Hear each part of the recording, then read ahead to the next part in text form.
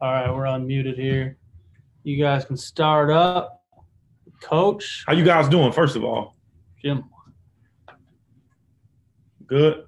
Awesome. Happy New Year.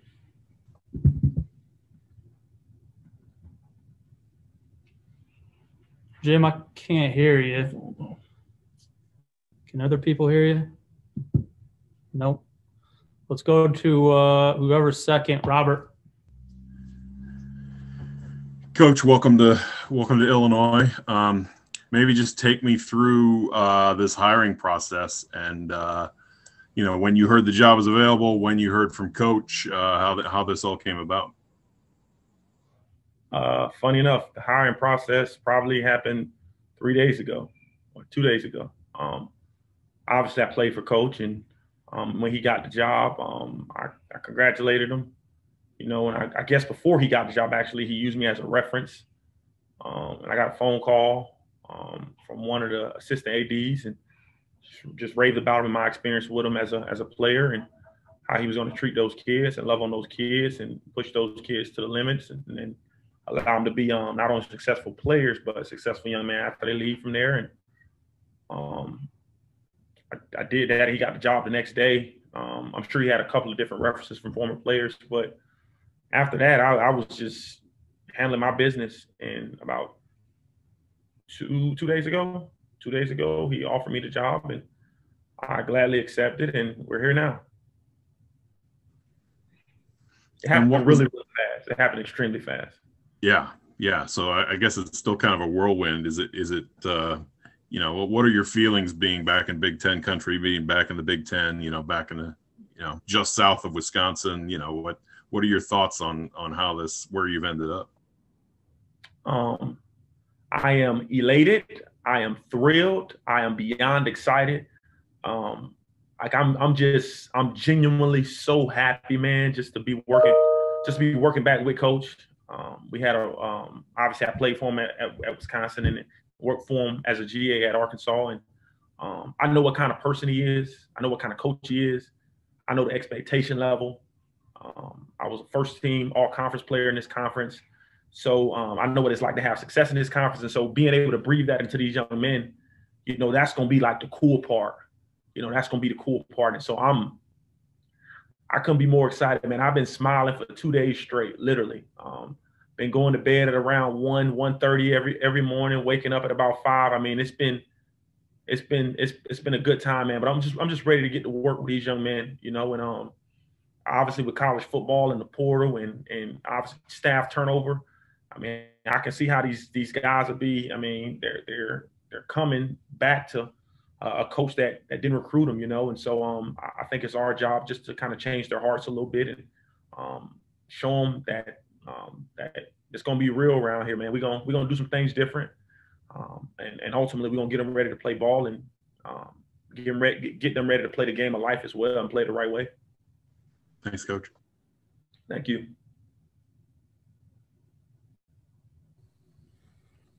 Okay. Can you hear me now, Coach? Yes, sir. Jim Cotter? Yes.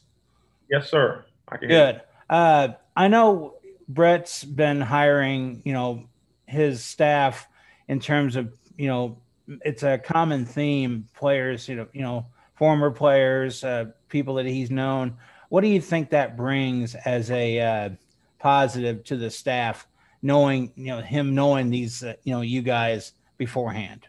Well, I think the most important thing is, when you recruit a kid as a coach, you sit in his home, you're around his family, you talk to him about the importance of being around family and the importance of his family and the dynamic in which he came from.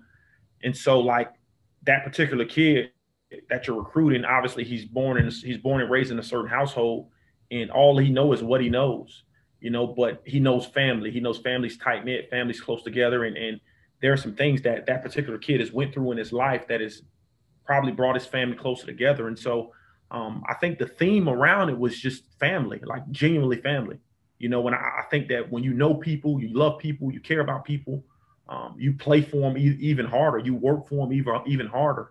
It's just like a relationship. It's like any old relationship, whether it's your wife, your fiance, your girlfriend, the more you spend time with that person, your faith, the more you spend time with that person, I think the deeper the level of connection becomes, and the greater it can be down the road.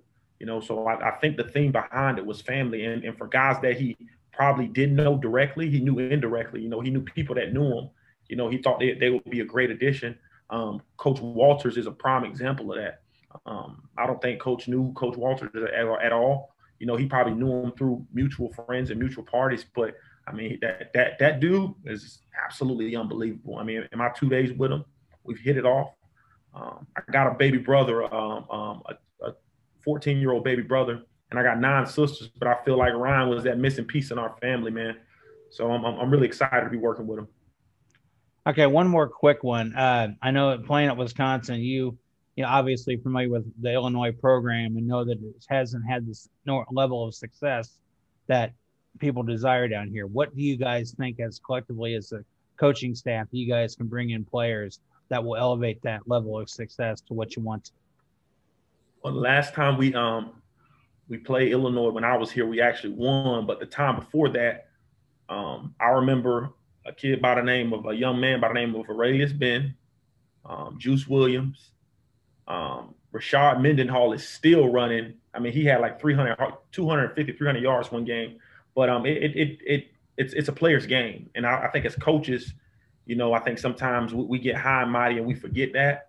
I think scheme is a part of it, but it is truly a player's game. And so just finding out or finding the right players that fit this program, smart, tough, dependable kids who love ball, kids who are extremely, extremely tough. I think that's going to be the centerpiece of how we're going to build this thing, because we're going to push them physically and mentally, and the strongest going to survive. And ultimately, that's going to be what makes up our football team to put us in those close games and those hard-fought, cold Big Ten games. Thanks, Coach. Appreciate it. Thank you. Hey, Aaron, Jeremy Warner from 24/7 Sports. Welcome to Champaign. Nice to meet you, at least virtually. Take me back to when you were a recruit and what sold you on the young, I think he was 34 years old, Bret Bielema. How did his recruiting pitch land with you, and why did you want to play for him? It's funny you say that. Coach probably got a million stories for you recruiting, but no, I just believe that he was himself. I was raised with my grandmother. Grandfather was in the household, but he was gone most of the day because he was like working. My mom was kind of out running around, running the streets. My father was in prison at the time. And I was a really, really big stickler on, my main priority and my grandma's main priority was making sure that she had somebody to take care of her grandbaby. And my thing was just trust. I was a firm believer in, and my grandfather taught me this: if somebody give you their word, make sure that they stick to it and they abide by it. And so when I first met Coach, I met a whole bunch of coaches. And when I first met Coach, I think what separated him from everybody else is originally when we first had our first conversation, he didn't talk about football at all. He wanted to know what kind of person I was. He wanted to know the things that I liked. He wanted to know a famous question, that he asked every player. Aaron Henry, where did you get your name from? Obviously famous baseball player, Henry Aaron. He wanted to know those very personal things. And that was something that a lot of coaches didn't do. They were, like, how long have you been playing football? Everything was geared towards football, but with Coach, it was the complete opposite. How long have you been staying with grandma? He knew all of my sister's names. It was just a lot different. I felt like I wasn't being recruited to come play football for him. I felt like he was genuinely trying to find out who I was as a young man, and he wanted to help me more so off the field than on the field. And so I think that's what kind of separated him from everybody else, all the other 47 schools that were recruiting me. And for me, a young kid from a poverty-stricken neighborhood in South Florida, a little town called Immokalee, it was something that I truly bought into. Yeah, and now that you've played for him, had success for him, and obviously you still believe in him because you're going to coach for him again, how does that help you on the recruiting trail, that you have that experience with him? Like, what's your pitch to kids to play for Bielema? Well, I can genuinely tell them I'm a direct reflection of what it's like to play for honorable, credible, smart, and somebody that's going to genuinely help you to have success once football is over. You know, Coach B sat in my grandmother's living room, and my grandmother passed in 2016. He sat in her living room and he said, "I'm going to take care of your grandson, whether he makes it to the NFL or not." He told her that. And when she passed in 2016, not only did he call me, he sent flowers to the funeral, you know, and I think today he's still keeping that promise, you know. And so for every young man out there who is thinking about playing for a specific or particular coach, you know, everybody's going to have jargon that they can use to sell you on a university, sell you on a recruiting pitch, all that good stuff. But at the end of the day, it truly boils down to the people in the building. You know, this facility is absolutely incredible, but I can tell you this: Bret Bielema is the real deal, and I am a living testimony of that. You know, I'm genuinely so thankful for this dude, man. He was the reason why I got into coaching.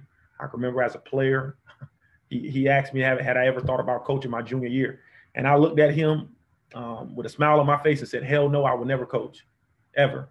And lo and behold, I'm here now. You know, and so for every young man out there that's being recruited by anybody, you know, I can tell you this: Coach B is absolutely phenomenal. He's a man of his word, and he's gonna help impact and change these young men's lives. And I'm just excited to be a part of it. Thanks so much, Aaron. Welcome, man. Thank you, brother.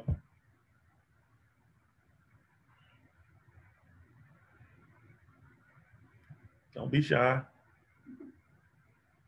Aaron, I guess I'll jump in. Joey Wagner from 24/7 Sports. You talk so much, obviously, about how Bret recruited you, but what was it like playing for him? How did he shape and convince you, after the hell no, you didn't want to be a coach, to be a coach?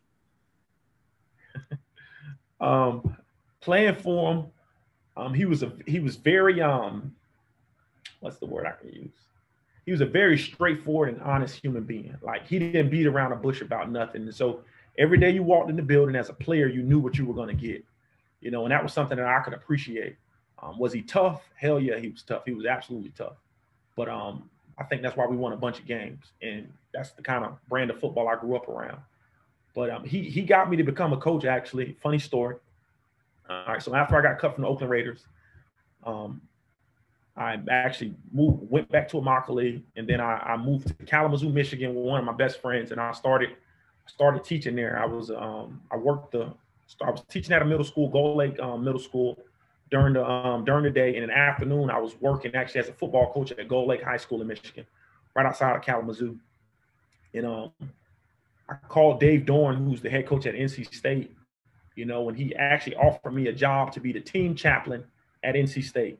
And so at the end of the football season at Gold Lake, as a high school coach, I was headed to to NC State to be the team chaplain. Well, I told Coach B, actually, the coordinator who was at Arkansas at the time, named Chris Ash, you know, I called Coach Ash and I told him, you know, I'm thinking about getting in this profession, but I got a job offer to go be a team chaplain at NC State. And Chris calls me and he hits up, he let Coach B knows that what's taking place. And Coach invites me to a football camp down in Arkansas. He was a head coach, just became the head coach at Arkansas at the time.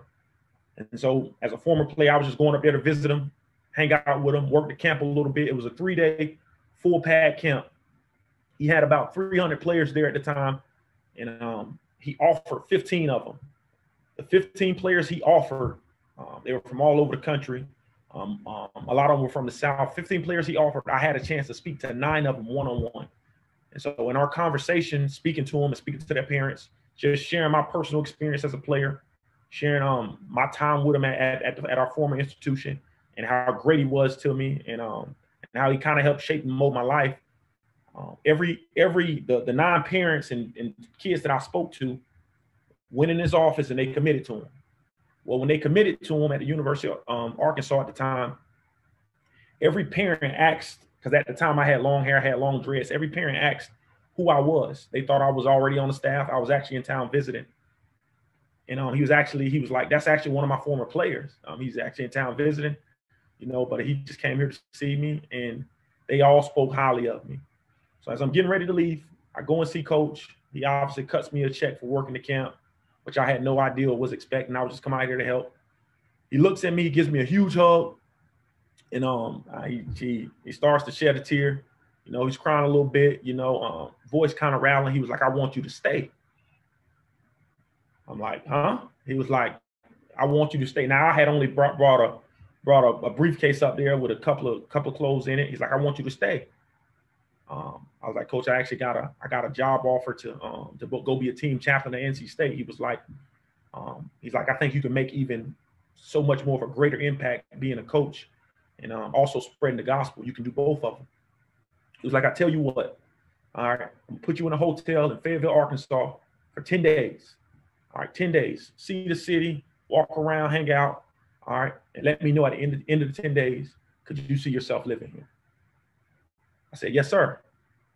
So I postponed the NC going down to NC State. I got to day 3. I go and see him, and I told him that I wanted to stay. Now, he didn't have a job for me. And I was fine with that. Actually, I lived with him for about a month and a half, 2 months.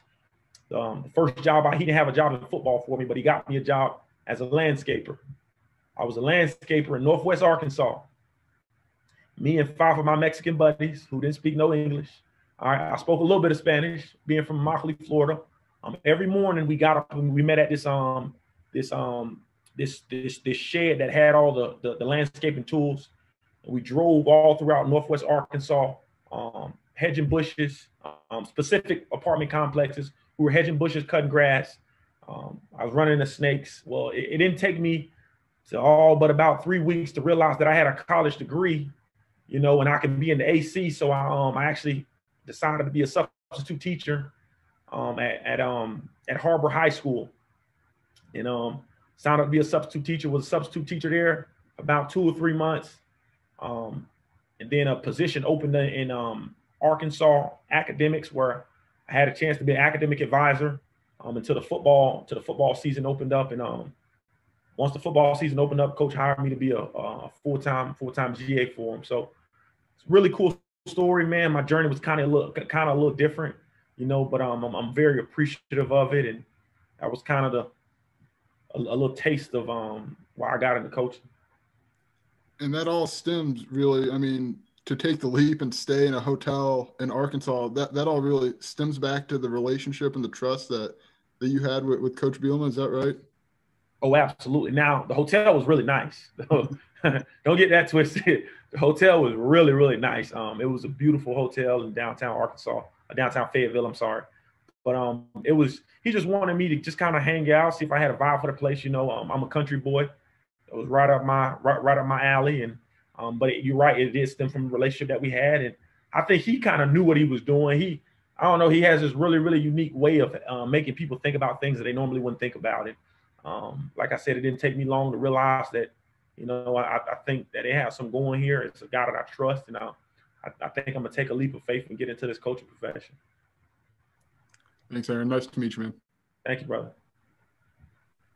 I'll jump in. Hi, Aaron. Colin Likas from the News Gazette in Champaign. Welcome to town.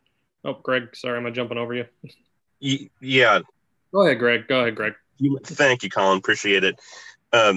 Coach, I actually worked in Fort Myers the year that you won the state title in 2004. So yes, sir. That's right. That is right. How you doing, Greg? I'm doing well, thank you. 3 things. This all happened so quickly that you probably haven't had a chance to yet, but have you been reaching out to any of the guys who still have to make decisions about whether they're going to play another year, like a Tony Adams? Oh, yes, sir. Yes, sir. Been reaching out to them a lot. Hit all those guys up, and I think for the most part, all the guys that I had a chance to speak to will be returning. But at least that's from the conversation that I gathered, man. But bunch of great kids, man, and just gotta, you know, I'm a big lover, you know, obviously being in the academic space for a short while and growing up in a household. My grandmother was actually a teacher for over 30 years, you know, and she's very tremendous in her faith, you know. She always used to tell me that change is good, you know, and I know sometimes to these young men, you know, change can be very, very frustrating, but I'm just really excited to just continue to build relationships with these young men. I'm curious if you've had a chance to kind of find out what areas you're going to be recruiting specifically. That is a great question. I know I have obviously a piece of Illinois, I'm sure I'll probably be somewhere in Florida. But we hadn't really, we're kind of doing it as a whole unit right now. It's a bunch of really good players out there. So we're all just recruiting together until coach decides to divvy it up and put us in our specific areas. But I really can't speak to it because I really don't know. And lastly, this staff now has two guys who have worked with Coach Drinkwitz from Missouri in different capacities in the past. I know you coach on the different side of the ball than he did when you were at North Carolina State.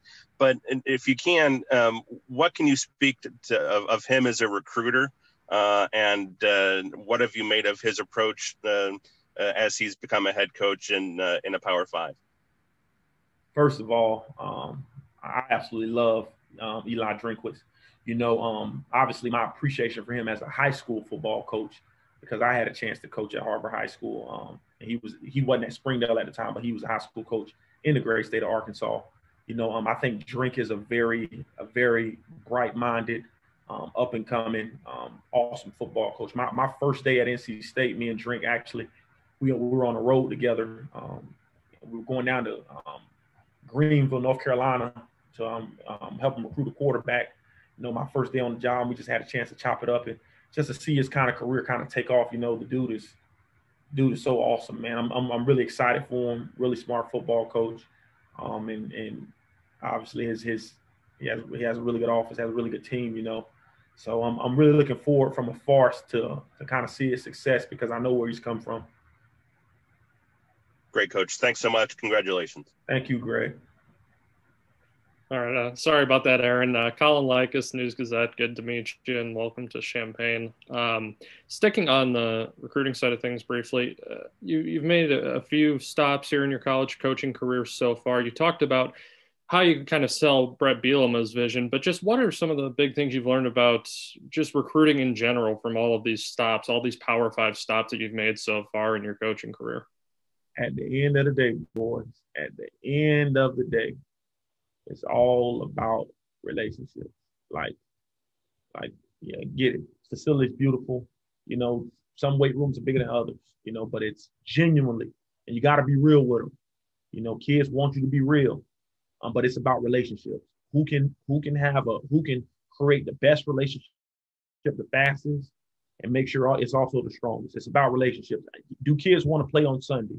All right, you obviously got to be able to sell to them that they can play in the NFL and that they want to play on Sunday. But some of the better guys that I've recruited, some of the better guys that went on to play in the NFL, it was strictly, all right, especially over the time that I was recruiting, when all those other schools started to come in, it boiled down to your relationship with them. All right, and making sure that mama, making sure that daddy, making sure that their family was comfortable with you, dropping them off there, for the next 4 years, right? Because these young men, right, the average human makes over 30,000 decisions in a day, right? And these young men, they're making decisions every single second, right?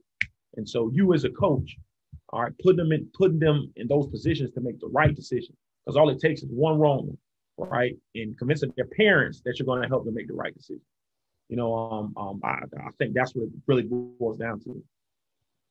And then building off something Greg asked regarding the defensive backs, I'm sure you still have some film to watch, but what do you know about some of the guys who are coming back or who could be coming back? And what are you most looking forward to about working with this group in particular?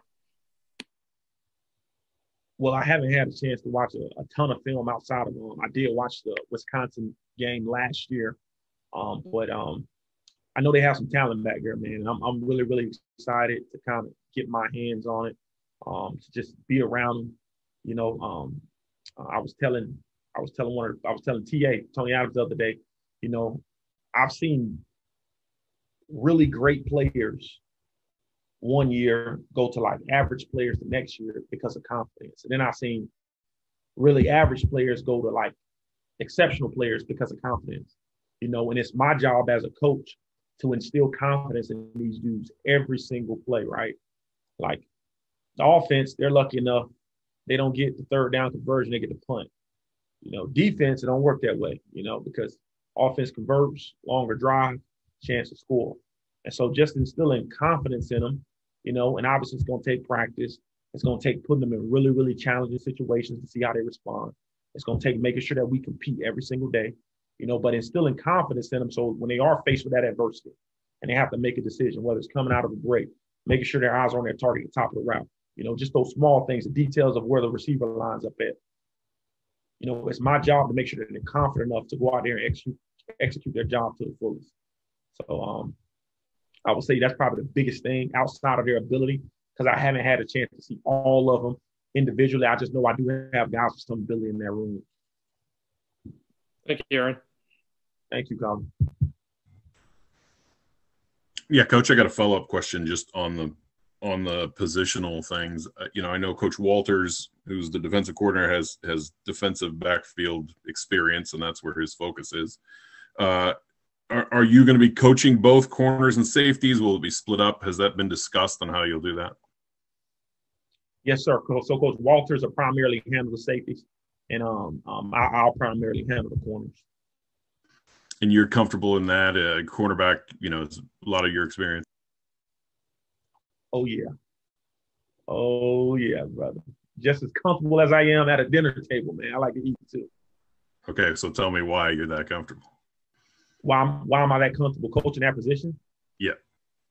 I don't know, man. Being a South Florida guy, we kind of I can remember my father telling me a couple of years ago. He said before I was able to walk forward, I was walking backwards. And so I'm like just naturally, man, I've always been a corner.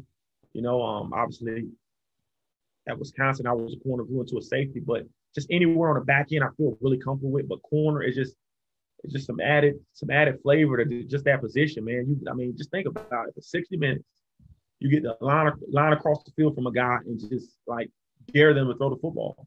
Now, some people like to run away from that kind of stuff, but me, man, obviously South Florida is home of Deion Sanders, man, the greatest defensive back in my opinion to ever play the game, and so that's how I approach things, man. So I take it as a challenge. I'm excited about it. I'm excited to kind of get my hands and teeth into these young men and just put them in a position to be uncomfortable so that they can have success down the road. See, now you got me curious, because a former defensive coordinator who was at Illinois 10 years ago, Vic Koenig, used to say he recruited cornerbacks from the Everglades area. Like he had like 3 cornerbacks from Belle Glade, I think it was, or something like that. Yep. So what is it about that area and cornerbacks? So I can tell you this. So Immokalee obviously is we're probably about 30, 40 minutes from we're in that Glades area.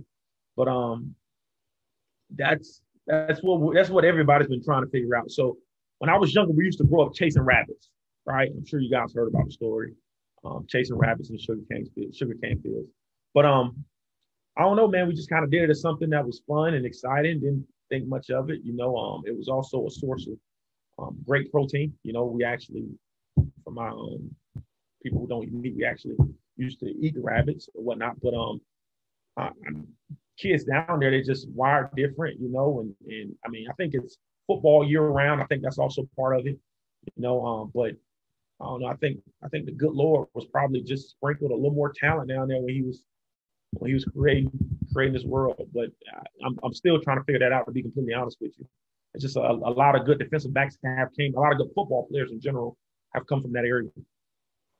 Thanks. Thank you. Aaron, just building off that, I imagine Florida, you got a lot of good relationships. Where else have you built good relationships recruiting wise, and where do you expect to recruit for Illinois? Well, I haven't been in Illinois yet, obviously. I know I have a piece of the state. I've been in North Carolina. I've been in South Carolina. Obviously, being at NC State, I recruited North and South Carolina, particularly the Greensboro, Winston-Salem area. When I was at Rutgers, I recruited South Jersey really, really heavy. Got some really good players out of there. We also recruited Florida, obviously. And when I was at Arkansas, it was kind of go out and find the best players. Dabbled in Louisiana a little bit. And then being at Vanderbilt, it was strictly based off of a lot of it was based off academics. So just finding the best available guys that fit your program and that can get into school academically. And so sometimes that'll take you to Alabama. Sometimes it'll take you to East Tennessee. Sometimes it'll take you to Chicago, Illinois. So it just all depends. I can tell you this. I'm a sponge. I have a very I like to think I got a very bright personality, and the good Lord is giving me the ability just to relate to kind of anybody I come in contact with. So I told Coach, you can drop me off in Africa, man, and I'm going to make sure I come back with some players. Thanks, Aaron. Thank you, brother. Hey, Aaron, I had a quick follow-up. This happened, you said, really quickly within the last few days to get this job. Was it one of those where it was like, if Bret Bielema is ever back in the game and he calls me to be on his staff, I'm going to go? I mean, why was this such an easy jump for you? I mean, think of it this way, right? I mean, the dude's like a father figure to me, you know, and it's like your dad going back home to do something that he loves. All right, you obviously love him and care about him. And with a smile on his face, all right, he actually want to come join. And laughing, you say, hell yeah. And so that's pretty much what it boiled down to, man. I mean, I always had it in the back of my mind, you know, if Coach got back into it, I would love to be a part of it. Just because you know what you're getting. Like I know what I'm getting. I know the kind of guy I'm working for, you know. And so that's the other piece to it, you know. Like a lot of times guys go into situations where they don't know the particular guy that they're working for. They haven't worked for him, you know. You're up at the facility with a guy all day, so you don't know what you're going to get. I know what I'm getting, and so because I know what I'm getting, I'm like thrilled about it. Thank you. I appreciate it. Thank you. I think that's it. Anybody else got one? You guys good? Thanks, Aaron. Appreciate it. Appreciate you guys, man. Thanks. Have a good one.